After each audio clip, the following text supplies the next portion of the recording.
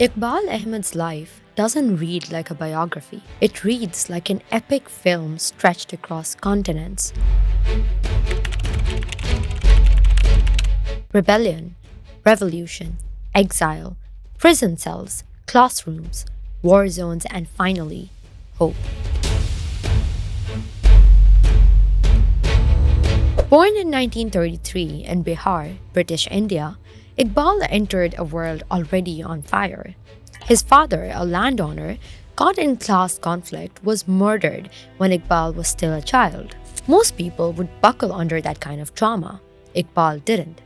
It became the first spark, a warning shot from the world telling him injustice has a face and it doesn't care about borders. Then came Partition in 1947. The Indian subcontinent erupted into rivers of blood. 14-year-old Iqbal picked up a gun and literally walked across a burning landscape into Pakistan. Not as a soldier, not as a refugee, but as someone already aware that history wasn't just happening around him, he was living it. These early blows did something unusual. They broke nationalism inside him. Iqbal said later, class is more important than blood. He didn't see Hindu versus Muslims, Indians versus Pakistanis. He saw rich versus poor, oppressed versus oppressor. And he stayed that way for the rest of his life. Fast forward to Lahore, Iqbal is still a teenager, graduating in economics from Forman Christian College. He briefly joins the Pakistan army during the Kashmir conflict, but even then, he admits later that he wasn't fighting for flags, he just wanted adventure. Adventure, however, wasn't the only thing waiting for him. In 1957, he goes to the United States on a Rotary Fellowship. In California, he discovers Native American history and sees colonialism from another angle, and it hits him. Empire wasn't a Western versus Eastern thing. Empire was a global system, and Iqbal wanted to understand it deeply. So he heads to Princeton University, earns a PhD in 1967, but here's what makes him different. Iqbal doesn't stay inside classrooms while studying global liberation. He goes to the front line, North Africa, Algeria, the biggest anti-colonial war of its time. He works with freedom fighters, talks strategy with trade unionists, walks through war zones, meets Frantz Fanon, and yes, he even gets arrested in France for helping the Algerian resistance. Who does that? A man who believes in justice more than career. Later, Iqbal says something unforgettable. Algerians lost the war militarily, but they won it politically. That sentence explains his entire worldview.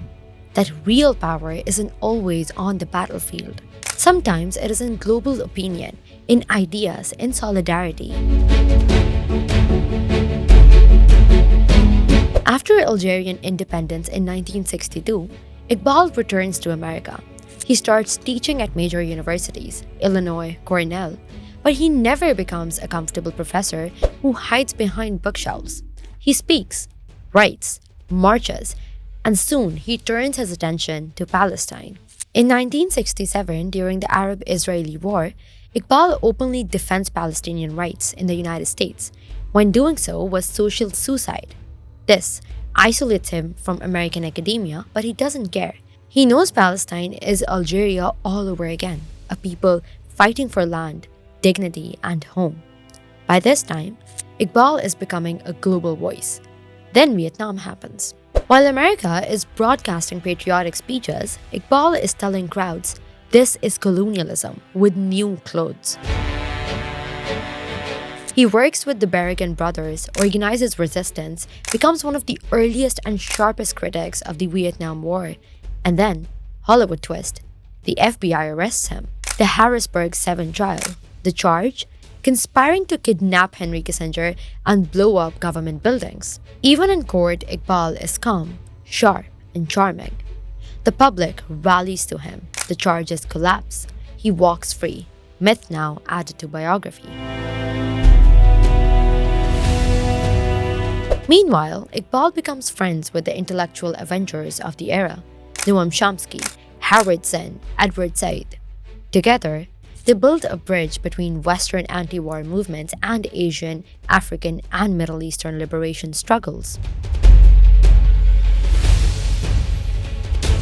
By the 1970s and 80s, Iqbal is everywhere, teaching at Hampshire College, founding institutes, shaping policy debates, mentoring students, writing columns.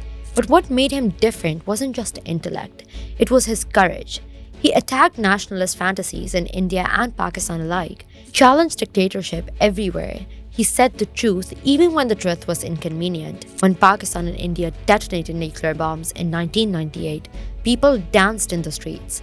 Iqbal didn't. He warned, both nations will suffer economically and morally. And he didn't stop with South Asia. During the Afghan Jihad, while the CIA and Pakistan were celebrating Mujahideen heroes, Iqbal was the man saying, "This will blow back."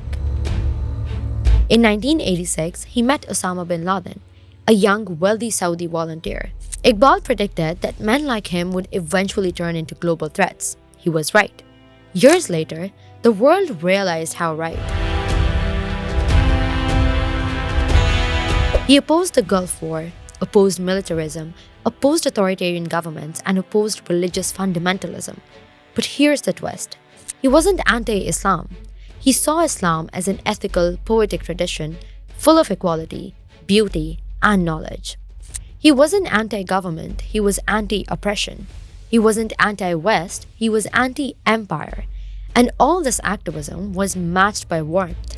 Students describe him as a storyteller, someone who treated politics like human experience and not cold theory. In the 1990s, he dreamed of founding a new university, Khaldunia, in Islamabad, a place where rational thought could flourish. Politics blocked it, but the dream itself tells you who he was. When Iqbal returned to Pakistan in retirement, he didn't fade away.